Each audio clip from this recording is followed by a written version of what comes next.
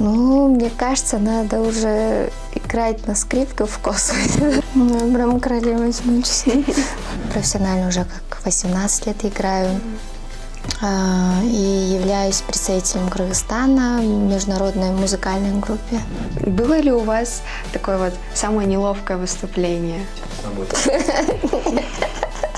Помню, однажды я вот выступала на концерте, передо мной стоит микрофон на стойке.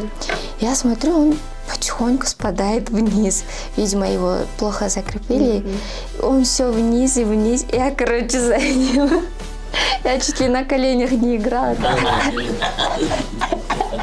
Одно выступление, которое никогда не забуду, это когда я играла в составе СНГ оркестр. Там было около 100 музыкантов, вокалистов. Сейчас вспоминаю, у меня аж мурашки по коже, да.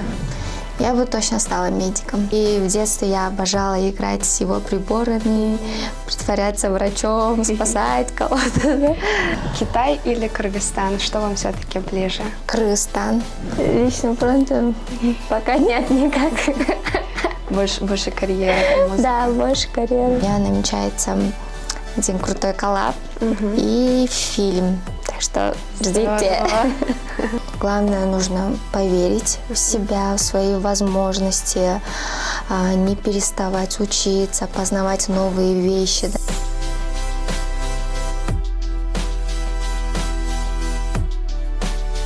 Здравствуйте, Каныш. Здравствуйте. Как ваше настроение? Хорошо, спасибо. Как у вас? Все хорошо, спасибо. Скажите, пожалуйста, расскажите немного о себе.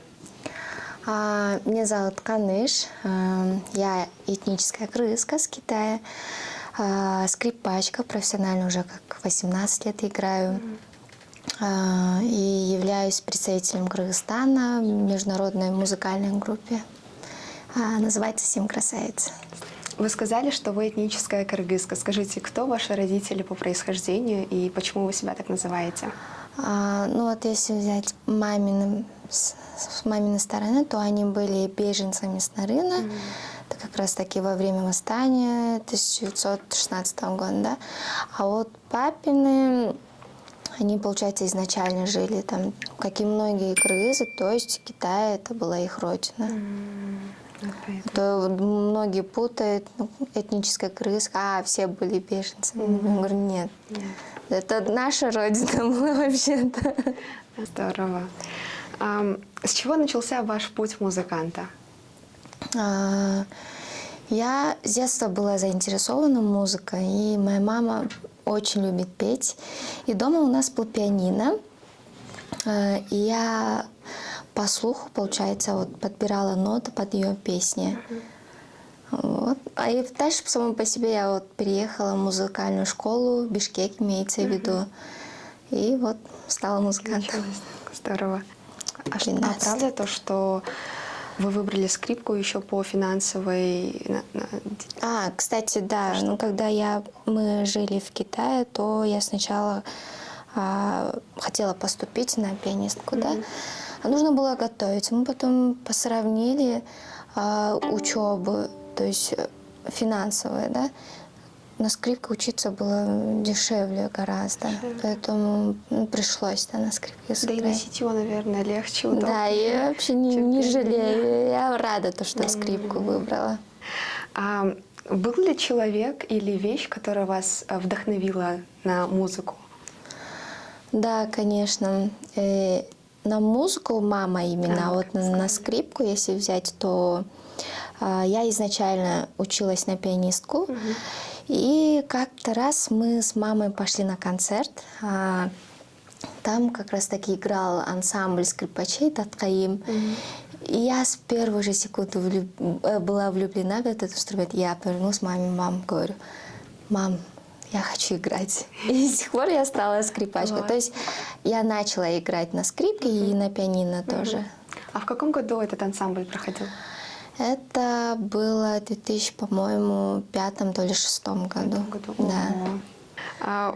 Вот еще такой факт о вас, что в детстве вы переезжали из страны в страну, и у многих возникают проблемы с переездами, с моральным состоянием. Скажите, было ли у вас такое? Безусловно, конечно, бывают проблемы, бывают сложности всякие. Вот как только привыкаешь к этому месту, и тебе переезжать снова. И все вокруг меняется, потом приходится заново адаптироваться к новой среде, к новым друзьям, учителям, еще плюс учить язык. Я вот, когда я переехала в Китай, я целых 2 года готовилась, чтобы поступить в музыкальную школу. В итоге поступила, но спустя год я, получается, обратно вернулась в Бишкек. А вот переезд в Китай это было надобностью или каким-то семейным положением? Семейным положением. А вы играли вот в зарубежных странах. Скажите, вот в Китае как воспринимают нашу кыргызскую музыку? Они чем-то похожи вот с кыргызскими, с китайскими, да. То есть по мелодике, если взять что-то ближе к ним, я думаю, ну, конечно, я не помню, как они воспринимали, но сейчас сижу, думаю, хорошо воспримут в любом случае. А вот Китай или Кыргызстан, что вам все-таки ближе? Ну, Кыргызстан, потому что чувствуется больше свободы. Можно сказать 50 на 50, потому что в Китае все мои родные. Я часто скучаю по Китаю. По родным, точнее. Хорошо. Следя за вашими соцсетями, я заметила, что вы много путешествуете. Скажите ваши топ-3 страны, которые вам понравились. Ой, ну топ-3 сложно выбрать. Но скорее, начнем да. с 3-го места. С 3-го, но скорее скажу, 3-е это для меня Италия, Швейцария потом идет, и Венгрия понравилась. Венгрия на первом месте. Да. Здорово. Было ли у вас такое вот самое неловкое выступление? И почему? Неловких ситуаций, вот, выступлений всегда бывает, то есть их никак не избежать. И помню, однажды я вот выступала на концерте, передо мной стоит микрофон на стойке. Я смотрю, он потихоньку спадает вниз. Видимо, его плохо закрепили. Он все вниз и вниз. Я, короче, за ним. Я чуть ли на коленях не играла, это был ужас. И в такие моменты я считаю, что главное быть уверенной в себе, не теряться. Подавать виду. Да, не подавать виду, главное. Потому что если бы вы остались, это было бы не очень. Да, то, что конечно, спускать. конечно. Здорово, ситуацию спасли. Хорошо, если такая ситуация, вот ваше самое любимое выступление, которое вот незабываемо осталось у вас в сердце? Одно выступление, которое никогда не забуду, это когда я играла в составе СНГ оркестр,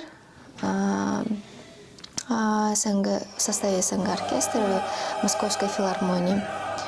Тогда там было около 100 музыкантов, вокалистов. Вы представьте, какая Масштаб. Да, какой масштаб и акустика какая была в таком огромном зале. Даже когда я сейчас вспоминаю, у меня аж мурашки по коже, да. Здорово. А как вы думаете, вот сейчас, если бы не музыка, то чем бы вы занимались? Я бы точно стала медиком. Мой дядя врач, и в детстве я обожала играть с его приборами, притворяться врачом, спасать кого-то. Да? Ну да, в детстве всегда же возлагают надежду, что дочка была доктором. Когда и где состоялось ваше первое выступление, где вас как раз-таки заметили? Ну, сколько я себя помню, я вот 7 лет начала выступать в концертах, в конкурсах. И, честно, да, я не помню, когда меня так заметили, но вот у меня постоянно были выступления. Классно. Скажите, вот всегда интересно то, какие чувства испытывает музыкант во время игры. Вот какие чувства у вас присутствуют, когда вы играете на скрипке? Ну, это в основном зависит от музыки. То есть какое произведение, такие эмоции. Но у меня всегда переполняют они, и даже чересчур. Поэтому мои преподаватели всегда говорили, что перед каким-либо концертом сыграть пару раз, чтобы на сцене эмоции не нахлынули. Хорошо. То есть, получается, более такие тонкие, чувствительные эмоции, да? Да, да, эмоции у меня прям всегда прям прет чересчур аж. Хорошо. А как музыкант, наверное, стоит спросить у вас, какая ваша любимая музыка и исполнитель? На данный момент это произведение «Обливион» композитора Астро Пиаццолы. То есть мне нравится, как он смешивает классику с джазом и с танго. А любимым исполнителем всегда был Дэвид Гаррет. Дэвид Гаррет. Да, такой Где-то скрипач. слышала. Ну, Классно. по-моему, знаете. Хорошо, я послушаю. Обязательно. Хорошо. А также, следя за вашими соцсетями, также заметила, что вы очень разносторонняя личность. Вы пробовали себя как модель, как актриса. И вот скажите, чем вы еще удивите своих подписчиков, зрителей? Ну, мне кажется, надо уже играть на скрипке в космосе. В космосе классно. Если честно, я вот хочу, чтобы игрой, каждый раз игрой, новыми навыками, может, на другом инструменте каком-либо удивлять своих зрителей. Значит, больше по направлению музыки, да? Да, да. Не что-то другое, вот. Ну, можно Актерская. сказать, актерское тоже можно, может попробовать себе в режиссерском плане. У меня были видео, где я подпевала, дуэты были. Не залетела, а потом думаю, ну зачем? Давай я лучше стану профессионалом, да, такой, своей профессии скрипачом. А дальше уже потихоньку, как Ну, хобби. потом, пусть. да, почему бы нет, может, само проявится. Да, я думаю, можно. В планах, да, в замыслах. Да. А вот то, что вы пробовали себя как модель и актриса, это больше как заработок, или вы всегда хотели также попробовать себя в таких спектрах? Если, конечно, мне это интересует, я пробую. Если, допустим, на фильм всегда приглашали, но я отказывала. Ну, я считала, что это очень сложно, даже сложнее, да, потому что у тебя режим сбивается. Но если сюжет мне понравится, то почему бы нет, попробовать себя в этом плане тоже. Но если взять в планах ближайших, то у меня намечается один крутой коллаб и фильм. Так что ждите. Спойлер, да? Классно. Такой вот еще один интересный вопрос. Вот вам сейчас 25 лет. Что бы вы посоветовали себе в 10-летнем возрасте? Ой, я бы точно посоветовала учить язык. И сказала бы себе, Каны, хорошо учись, не отвлекайся. Это тебе потом, ох, как понадобится. Языки, значит. Да, языки. Хорошо. Вот сейчас очень много начинающих музыкантов, которые по соцсетям тоже смотрят на музыкантов, и, наверное, им не хватает вот такого вот толчка. И что бы вы посоветовали этим самым начинающим музыкантам? Какие-то ваши личные советы от вас им?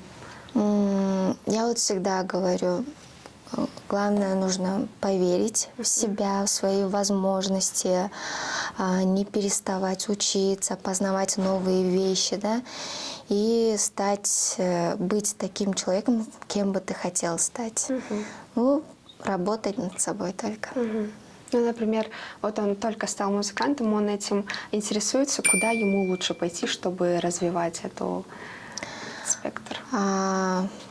Во-первых, нужно больше смотреть видео, выступления великих музыкантов, да, и постоянно мечтать, потом потихоньку идти, потому что, допустим, если учиться на скрипке, я знаю, это очень тяжело. Да, это, во-первых, терпение и, естественно, поддержка родителей. Это очень важно. Это, по-моему, 80-70% зависит от родителей, как он будет поддерживать. А как с вашим личным фронтом? Личным фронтом пока нет никак. Больше карьеры, музыки? Да, больше карьеры. Ну, сейчас собираюсь выучить вот это «Обливион» Астро Пиаццолы и попробовать. Если я выучу, то я думаю, часто буду его играть. Вот до «Обливиона», получается, какое ваше любимое исполнение? Ваше? Список Шиндлера.